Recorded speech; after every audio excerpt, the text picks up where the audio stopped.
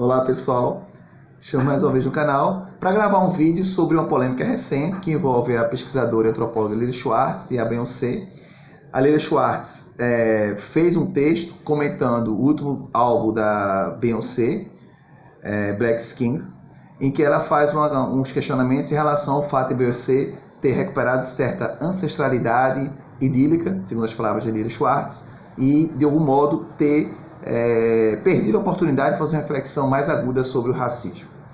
Bom, eu não sou especialista em Beyoncé, especialmente na cultura pop, mas o que a gente percebe nas críticas com relação a esse vídeo álbum dela tem como ponto central o fato de ela estar recuperando um movimento esteticamente importante da contemporaneidade, que é o afrofuturismo, e essa palavra futurismo não aparece no texto da Lily Schwartz. Lily Schwartz resolveu traçar uma crítica da Beyoncé a partir de certos referenciais de ancestralidade que ela identificou como sendo idílicos. Eu, portanto, não vou aqui avaliar o trabalho de Lily Schwartz, nem muito menos trabalhar especificamente a estética do audiovisual presente na obra de Beyoncé. O que eu quero mostrar para vocês é o fato de como a intelectualidade ela peca muitas vezes por se colocar num ar professoral, por se colocar muitas vezes num ar de superioridade, que permite e que se arroga para si o direito de classificar as melhores formas e mais legítimas de trabalhar lutas como, por exemplo, o antirracismo. É nesse sentido que é muito chocante que a Lily Schwartz tenha colocado, já na epígrafe do seu texto, que a Beyoncé tem que entender que a África não é apenas essa dimensão idílica. Primeiramente, é muito difícil acreditar que a Beyoncé, quem conhece minimamente a obra dela, estaria restringindo a África a essa dimensão idílica. Tem vários clipes, uma longa história de música engajada com as questões raciais. E, mais grave, essa ideia de que o intelectual ele pode determinar o que as pessoas devem entender. Então, o intelectual diz o que a gente tem que entender. Esse é outro grave erro que está presente no texto da Lily Schwartz. Não menos grave é o fato de ela desconsiderar certos elementos estéticos e fazer uma crítica pautando-se apenas nos referenciais com os quais ela vem trabalhando. Então, outro ponto importante é entender que o intelectual ele não consegue, com sua teoria, dar conta de tudo, mesmo que se trate de um fenômeno que ele mesmo estude. Então, é importante perceber os limites da intelectualidade no que diz respeito à relação com os movimentos sociais. Por quê? Porque muitas vezes os intelectuais eles se colocam na condição de determinar como os movimentos sociais devem agir, como eles devem proceder.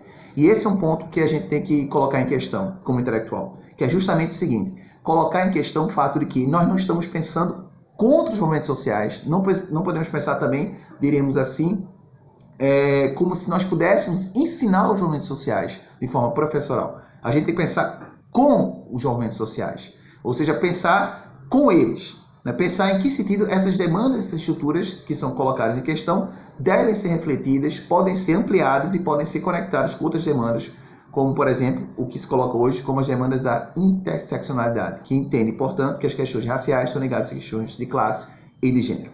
E é muito estranho que a Lily Schwartz acabe seu texto dizendo que a Beyoncé deveria sair da sala de estar dela e, de alguma forma, conhecer a história que, segundo a Lily Schwartz, é a história mais correta da África. É outro elemento que eu acho que é problemático no texto e justamente se coloca nesse lugar de força, diríamos assim, normativa do discurso intelectual, como se ele pudesse normalmente dizer para as pessoas negras como elas devem proceder na sua militância. E dizer de forma impositiva. Por quê? Porque traz como único modo legítimo de lidar com temas como o racismo, no caso o antirracismo também, a partir de certa ordem e construção dentro da esfera da intelectualidade da academia. Esse é outro erro profundo que está presente no texto dela, e é um erro que, de algum modo, revela algo que é muito difícil a gente superar, mesmo pessoas que estudam questões raciais, como a própria Lily Schwartz, que é o racismo estrutural. Ou seja, a estrutura do racismo está tão presente que muitas vezes ela está impregnando a gente de tal forma que nós, de algum modo, obliteramos todos os nuances, todas as questões que os movimentos sociais trazem para a gente